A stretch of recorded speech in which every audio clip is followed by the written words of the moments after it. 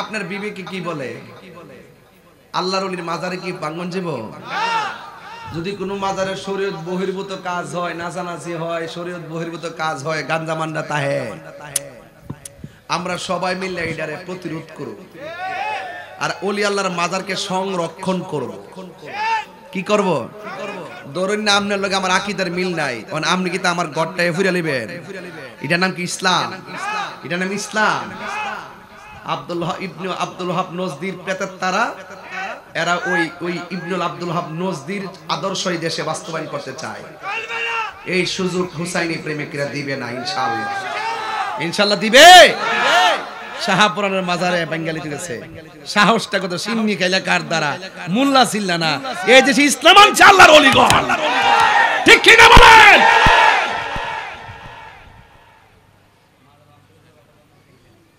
কালকে গেছি মাজার ভাঙতো, কিছু উত্তম মধ্যম দিয়ে দিছে, কত আর কয়েকদিন পরে পাবলিক মিডিয়া গাই মরবে। কথা কোন ঠিক না বেটি? হ্যাঁ, আমরা চাই সব উলামায়ে কেরাম পীর মাশায়েখ ঐক্যবদ্ধ হইয়া আমরাও সংসদে প্রতিনিধিত্ব করতে চাই।